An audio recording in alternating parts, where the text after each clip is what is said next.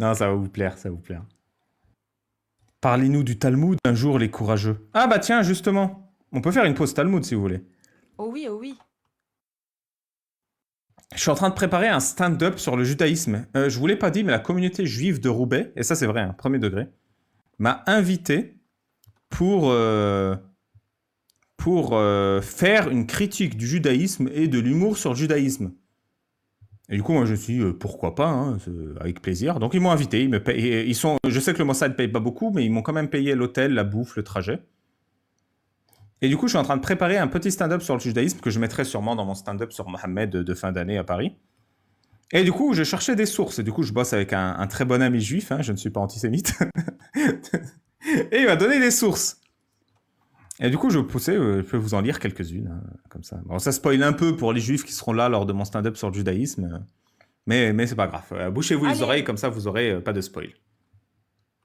Talmud, Shabbat 110a. Voilà, c'est un genre de hadith, c'est un genre de référence de hadith. Talmud, Shabbat 110. C'est bien ça qu'on nous a reproché, non Oui, il est toujours en train de pleurnicher là. Ah, les Exactement. islamophobes. Ouais. Alors, le Talmud. La Gemara donne des informations supplémentaires que représentent les serpents et comment s'en protéger. Celui qui est encerclé par un serpent doit descendre dans l'eau, placer un panier sur sa tête et retirer lentement le serpent à l'intérieur du panier. Une fois le serpent dedans, il faut jeter le panier à l'eau, puis attendre qu'il remonte à la surface. Si on est poursuivi par un serpent et qu'on est accompagné d'un ami, il faut monter sur les épaules de son ami et qu'il court avec nous sur ses épaules sur une distance de 4 coudées. On dirait une règle de jeu de Perceval, là. S'il n'arrive pas à semer le serpent, il doit sauter par-dessus un fossé. S'il n'arrive toujours pas à semer le serpent, il doit traverser une rivière. La nuit, pour s'assurer que le serpent ne le suive pas, il doit placer son lit sur 4 tonneaux et dormir à la belle étoile. Il doit également attacher 4 chats aux 4 pieds du lit, ainsi que des brindilles et des branches qu'il jette afin que, lorsque les chats entendent le bruit du serpent qui rampe, ils le mangent. Mais pourquoi les chats? Bah, parce que les chats, ils détestent les serpents. C'est ta seule question, Shana? Ouais, c'est Attends. ta seule question, Moi, Shana. j'adore les chats. Mais non, c'est parce que les chats, ils ont des réflexes plus rapides que les serpents, du coup, ils peuvent les buter. C'est les chats qui mangent le serpent, c'est pas le serpent qui mange le chat. Ouh, tu sais pas. Ah, si, c'est un anaconda. Non, ils sont très agiles. Oui, ils sont très... Ouais.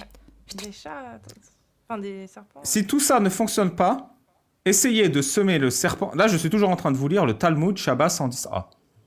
Si tout ceci ne fonctionne pas, essayez de semer le serpent dans le sable, car les êtres humains sont plus rapides que les serpents dans le sable. Du coup, j'ai vérifié. Le mamba noir, qui est un serpent des sables, fait du 25 km/h. Donc dans le sable, t'es foutu. Hein. Voilà, donc, sauf si c'est un mamba noir, mais ça, le Talmud ne précise pas. Ah. Si une femme voit un serpent et n'est pas sûre que le serpent soit sexuellement attiré par elle, elle doit, dans le doute, enlever ses vêtements et les jeter sur le serpent. Mais c'est une blague. Mais est-ce qu'on parle bien de serpent, du coup? Ouais, c'est ce que je me demandais. Parce que quand on va arriver à la fin, à mon avis, j'ai une théorie, mais je vous l'ai dit à la fin. Si le serpent s'enroule dans les vêtements, cela signifie qu'il s'intéresse sexuellement à elle. Sinon, ça signifie que le serpent n'est pas intéressé par elle. Quelle est la solution si un serpent est amoureux de ta femme? Eh bien, Mais attends, c'est une blague, c'est pas possible. elle doit avoir des relations sexuelles avec son mari devant le serpent. Ouais. Certains savants du judaïsme, hein, pas de l'islam, disent si elle a des relations sexuelles devant le serpent, cela risque d'augmenter son désir au serpent. À la place, il faudrait plutôt jeter ses cheveux et ses ongles sur leur serpent en disant l'incantation suivante: je suis une femme qui a ses règles.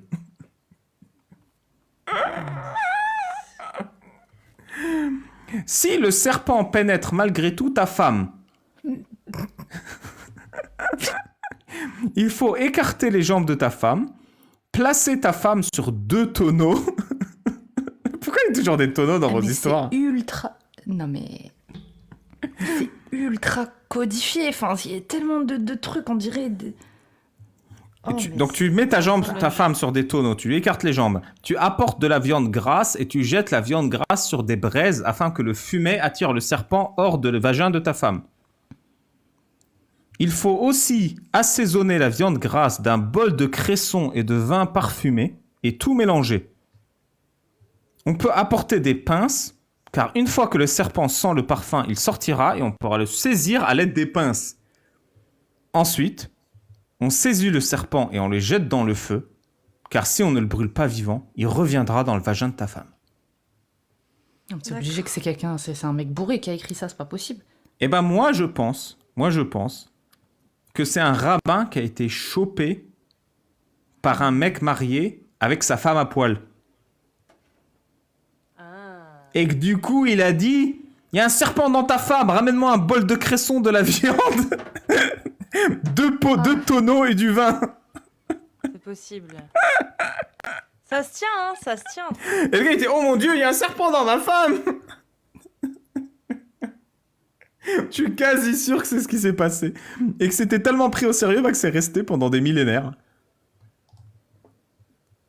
Putain, non mais... Non mais imagine maintenant t'appliques ça dans la réalité. Ouais. Je sais pas, est-ce que t'as un serpent dans le vagin, Chana? Non. Bon bah ça va. Non mais rien que le début, hein, le début, Non, ça mais parle juste- pas de vagin, hein, le début. Oui, en plus, ouais. Non mais, alors déjà, ça parle de sable. Faut vraiment vivre dans un endroit où il y a ce type de serpent. Mais il y a tellement de trucs, genre improbables. C'est non mais autant détaillé sur un truc qui... Non mais tu connais, c'est qui est toujours, improbable. Enfin, c'est toujours la même mécanique. C'est fait accepter aux gens des absurdités, puis les atrocités. C'est toujours ça, hein. Vraiment. Entre le caca de Saouda et ça, c'est le même niveau. C'est est-ce qu'ils sont suffisamment cons pour ne pas rire quand je dis ça? Et vraiment, c'est ça la différence. C'est nous, on rigole, mais imagine un rabbin devant 10 personnes qui ne rigolent pas. Tu vois, et ils osent pas. Ils disent, putain, c'est vachement pointu, tu vois.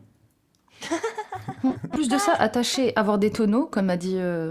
Qui a des tonneaux en Amy. plus, là, sur Mais lui? c'est ça. Et attacher... Non mais... Attacher des chats.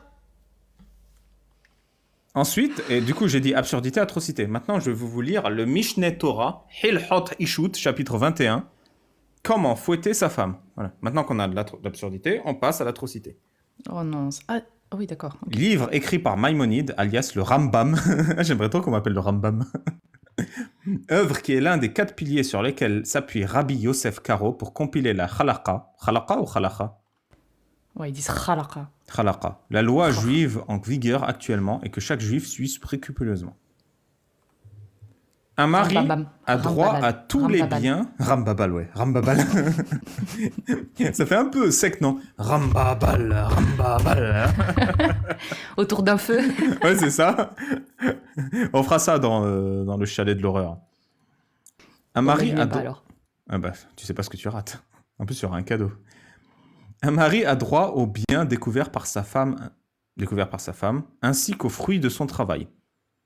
Quel travail une femme peut-elle accomplir pour son mari? Cela dépend des coutumes du pays.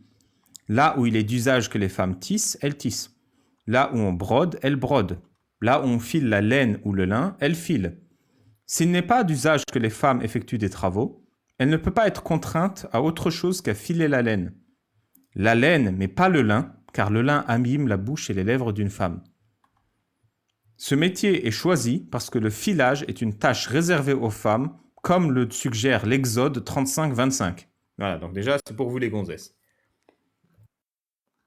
Tu vois, les femmes, elles font que ça parce que Dieu l'a dit. Si une femme se démène et produit plus que ce qu'on attend d'elle, son mari récupère la part supplémentaire.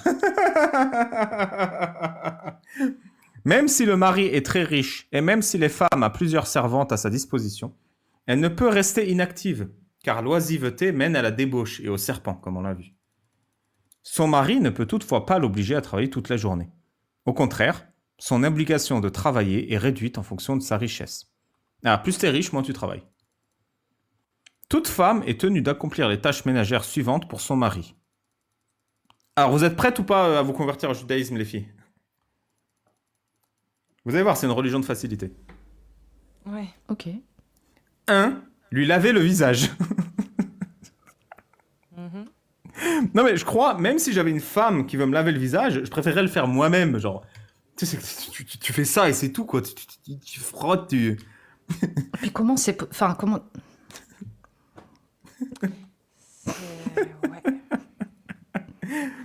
lui laver le visage, les mains et les pieds. Ah, il a dû péter. Lui servir à boire, faire son lit et obéir à ses ordres. Ah putain, mais c'est vachement différent de l'islam tout ça. Moi j'ai toujours dit que l'islam c'était la faute des juifs. Ah, D'ailleurs, tous ceux qui ont acheté et lu Incroyable Coran, vous avez vu ma petite dédicace aux 35% ou pas à la fin, dans les notes de fin de page? non. Eh ben vous le verrez. Mais c'est Pareil. quoi les 35% de quoi? Tu savais pas qu'il y avait 35% de juifs sur Terre d'après un musulman? Ah non. Ah, si. Alors là... Si, ils sont 35%. C'est pour ça maintenant je les appelle les 35%. Ah, d'accord. Par exemple, C'est inquiétant. elle doit lui apporter de l'eau ou un ustensile. Chérie, rapporte-moi un marteau. Elle doit enlever un objet de sa présence. Elle doit accomplir des tâches similaires. Elle n'est cependant pas tenue d'obéir aux ordres du père de son mari ou de son fils. Vous voyez que vous avez des droits, les femmes juives. Ces tâches ne doivent être accomplies que par l'épouse du mari. Mais... Genre, il n'y a personne d'autre qui a le droit de te laver le visage. Hein. Même si elle a plusieurs servantes, ces tâches ne sont accomplies que pour un homme que par son épouse. Il existe d'autres tâches qu'une femme juive doit accomplir pour son mari lorsqu'ils sont pauvres. Cuire le pain au four, préparer les repas, laver le linge, allaiter son enfant, mettre de la paille devant les bêtes de son mari, mais pas devant son bétail, et moudre la farine. Quand les dispositions d'ici-dessus s'appliquent-elles? Dans le cas d'un couple pauvre. Toutefois, si une femme amène une servante au foyer, ou possède une propriété avec laquelle il serait possible d'acheter une servante, ou si l'homme possède déjà une servante ou les fonds nécessaires pour en acheter une, la femme n'est pas tenue de moudre la farine, de faire le pain et de laver le linge, ni de mettre de la paille devant les bêtes de son mari. Si la femme amène 2 servantes, putain on va pas toutes les faire j'espère, au foyer, ou si l'homme possède déjà 2 servantes, la femme n'est pas tenue de cuisiner ni d'allaiter l'enfant. Lorsqu'une femme casse un ustensile en effectuant des tâches ménagères, elle n'est pas tenue responsable. Cette règle ne reflète pas les préceptes de la loi, mais plutôt une disposition de nos sages. Car si tel n'était pas le cas, il n'y aurait jamais la paix dans un foyer. Bah oui, les femmes, vous pétez tout à chaque fois, là. C'est l'enfer. Une femme serait en effet excessivement prudente et s'abstiendrait d'effectuer de nombreuses tâches, ce qui engendrerait des conflits. Bah oui, c'est ça, les gonzesses, faut bosser un peu. Parce que ça s'inscrit dans la logique où, à l'époque, comme pour faire un verre d'eau, un pichet, quoi, un mug, ou je sais pas comment on appelle ça, une assiette, un truc, voilà. Ça met du temps. Et je pense que voilà, quoi. Ok, j'ai rien compris. Merci, Chala. Je sais pas, c'est tellement absurde que... Et enfin, lorsqu'une femme s'abstient d'accomplir Et c'est cher, surtout. Pardon. Oui, c'est cher, oui. Ça vaut pas une servante, quand même. Ouais. Lorsqu'une femme s'abstient... Et d'ailleurs, vous notez qu'ils disent acheter une servante et pas embaucher. Bien évidemment. Lorsqu'une femme s'abstient d'accomplir n'importe laquelle de ces tâches, le mari peut l'y contraindre même avec un fouet. Lorsqu'un mari reproche à sa femme de ne pas accomplir ses tâches ménagères et que celle-ci affirme le contraire, il convient de tenter de résoudre le différend en faisant appel à une femme neutre ou en interrogeant les voisins. Les juges trancheront la question comme ils l'entendent. Pendant la période où une femme allaite son enfant, elle peut faire moins de tâches que d'habitude. Et du vin et des aliments bénéfiques à l'allaitement viennent compléter le soutien de l'allaitement. Je vous rappelle que le gars là, comment il s'appelle, Maïmonide, Rabbi Yosef Karo, il est médecin. Hein. Donc t'as un médecin qui te dit qu'il faut boire du vin pendant que t'allaites. Non mais c'est bien, après le bébé il est pompette. C'est pas comme ça que ça marche? Si, alors qu'elle a déjà reçu suffisamment à manger, elle souhaite manger davantage en raison d'une envie soudaine, elle a droit de manger tout ce qu'elle désire, mais elle doit payer de sa propre poche.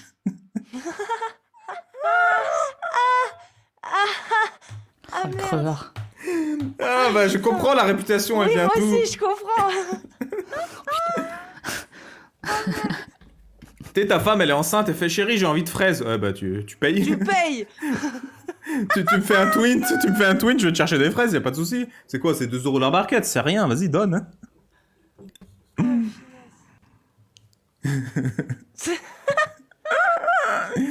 Voilà, bah merci non, Yakov pour ces cadeau. sources. Grave, c'est cadeau. Allez.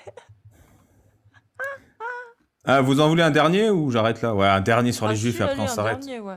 Comment tenir son zboub quand on fait pipi? Dans le judaïsme, hein?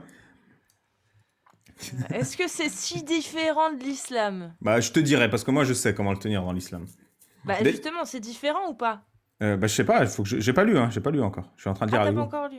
D'ailleurs, il y a un hadith où il y a un mec qui dit: J'ai vu le prophète Mohammed pisser debout. Je lui ai dit salam alaikum, mais il m'a ignoré. C'est un hadith sahih, hein. D'ailleurs, Mais t'imagines Il a une main dans son zboub et l'autre main. Ah, j'en ai marre, putain. ça c'est dans mon prochain livre, les 40 hadiths de Babali.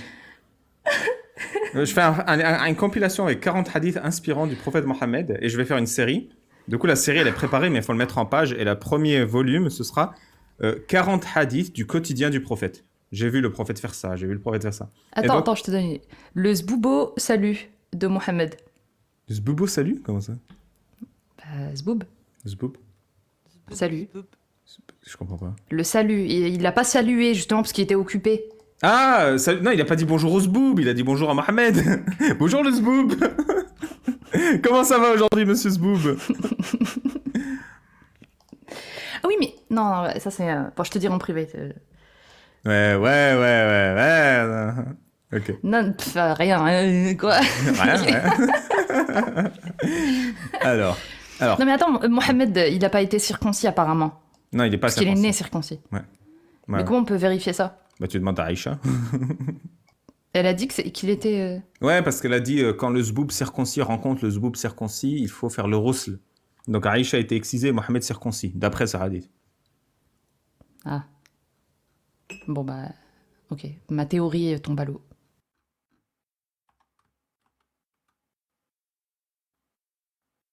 Mais en tout cas, ouais, c'était intéressant, hein.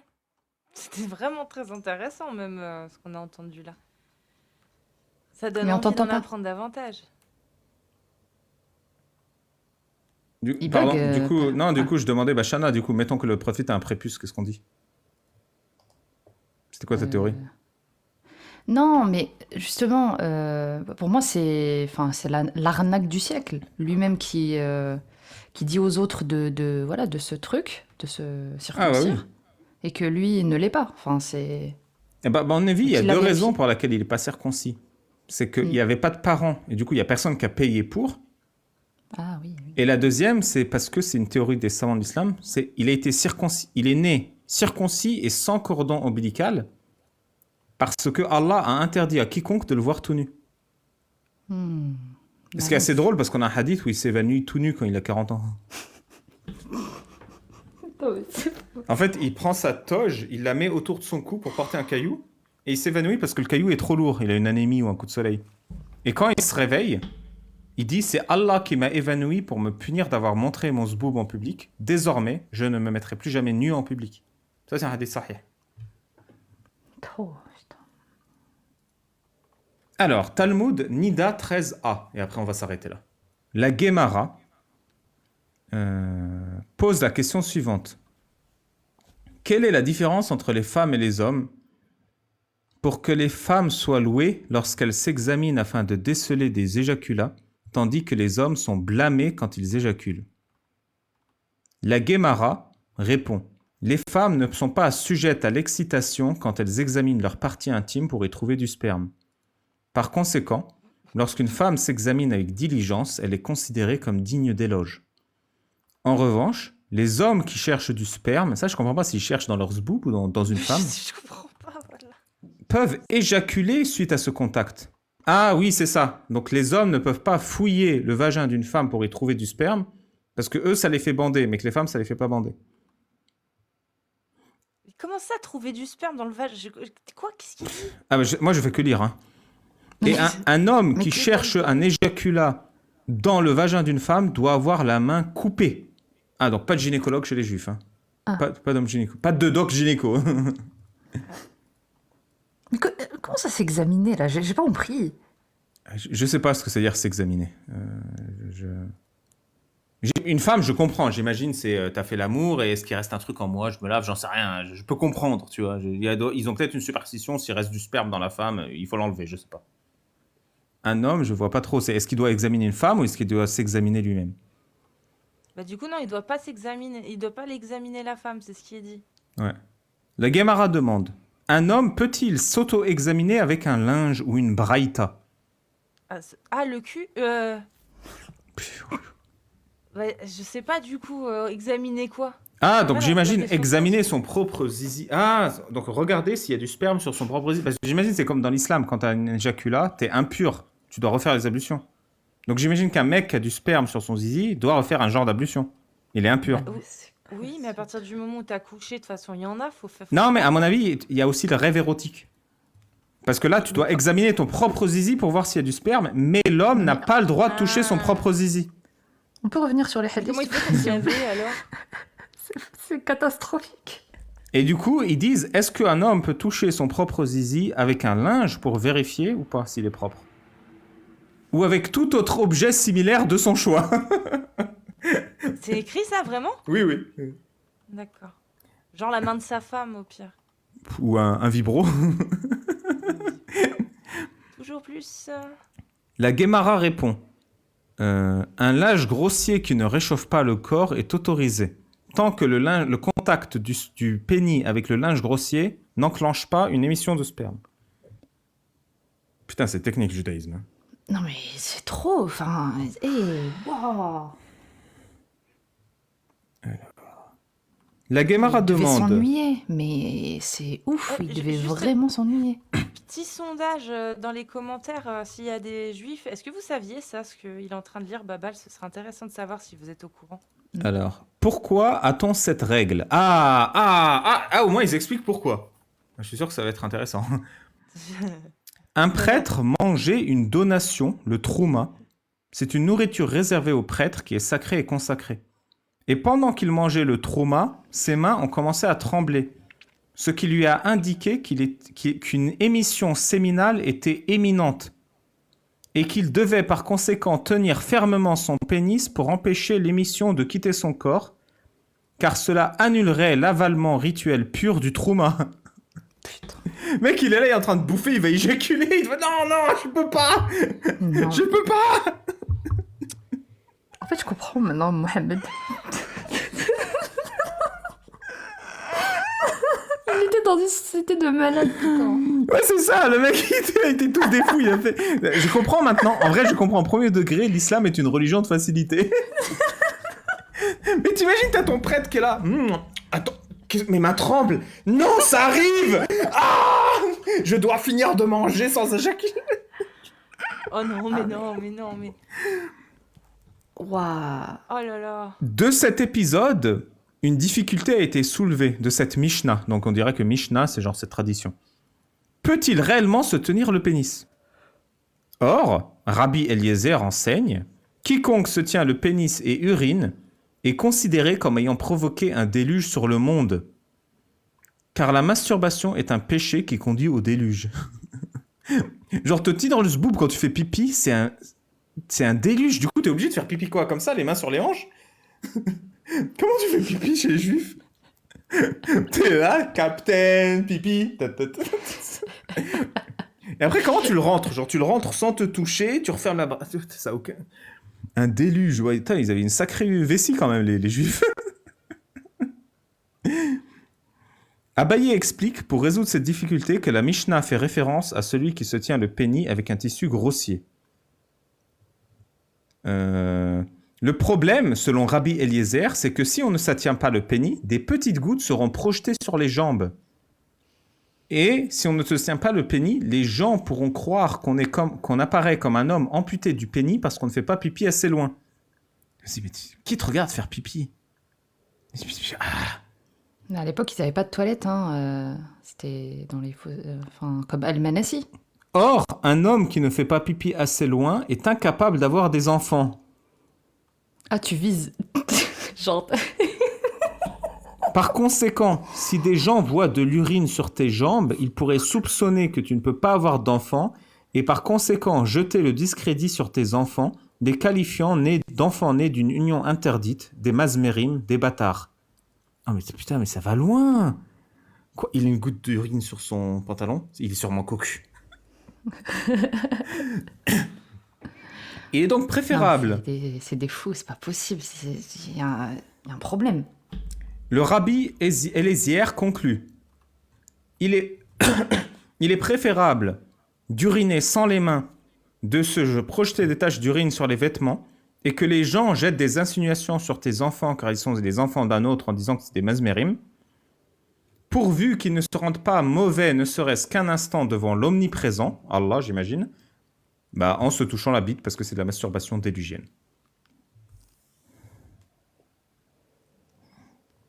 Rabbi Eliezer répond aux autres rabbins. Il est cependant possible d'éviter d'uriner sur ses jambes.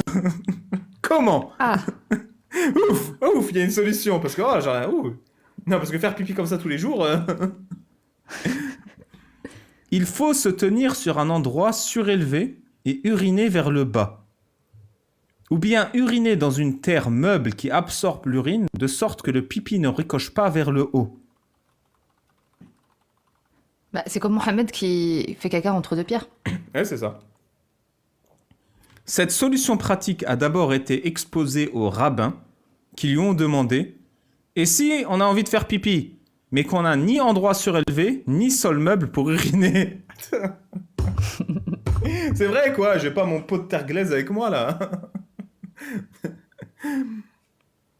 Il a répondu « Alors, mets des gouttes d'urine sur ton pantalon, il vaut mieux que l'on dise de tes enfants qu'ils sont des bâtards plutôt que de te rendre impur. » Oh putain. La Guémara demande « Pourquoi faut-il s'abstenir à ce point de se retenir ?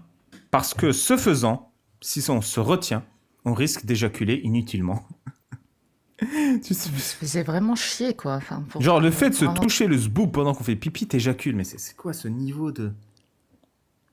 Surtout, est-ce que c'est physiquement possible de faire pipi et d'éjaculer en même temps? Je demande, hein, j'en sais rien.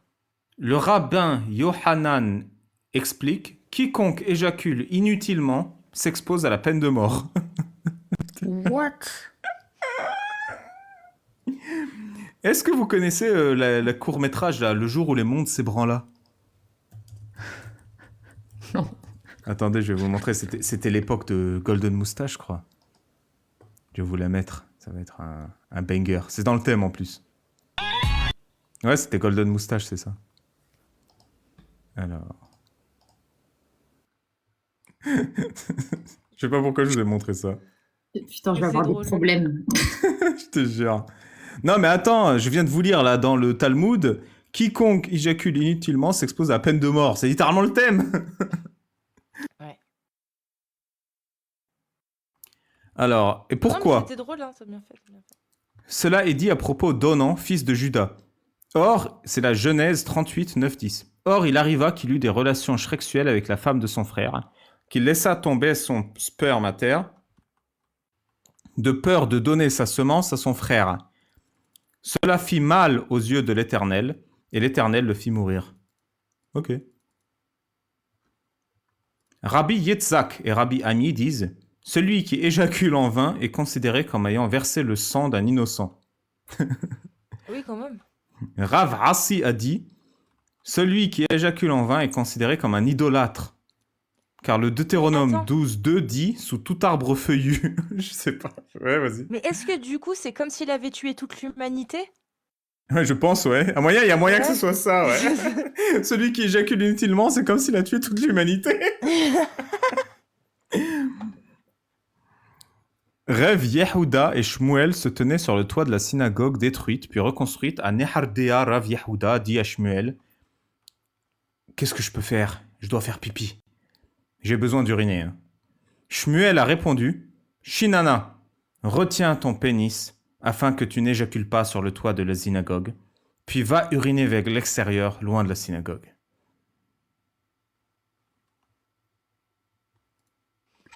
On dirait une comédie écrite par un mec bourré. Oui. Le Rav Yehuda, conformément à cette braïta, enseigné par Abba, le fils de Rabbi Binyamin Bar Yahya, a dit « Il est interdit de se tenir le pénis en urinant, mais il est possible de faciliter le processus en se tenant les testicules par-dessous. » Ah, bah voilà. Ah, bah, la science judaïque, quand on connaît pas, ça impressionne, hein. Chana est partie, alors elle est saturée.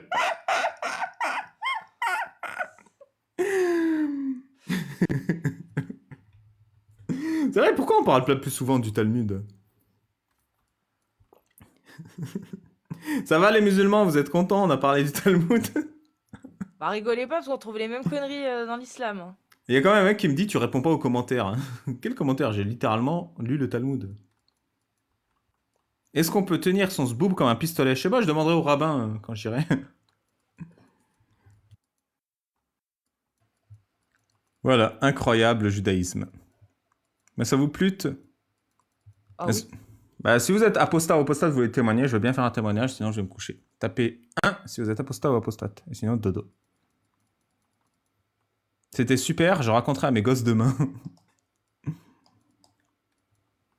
Merci pour les dons, merci Yannick Tease, merci VSIW, merci la Maison du Bonheur, merci Ardeshir Vahistan, tu m'as manqué Babal, moi aussi. Borax Space Programme qui fait je suis désolé, je ne claniquerai plus, promis apostat à faire. Efo Winomarche qui me dit salut, j'ai acheté ton livre Entre les pieds de Gabriel, le nuage sur la tête de Momo et le bol sous le lit, c'est South Park. Et Alphanim qui m'a fait un don. Pourquoi vous parlez jamais d'islam, bande d'antisémites?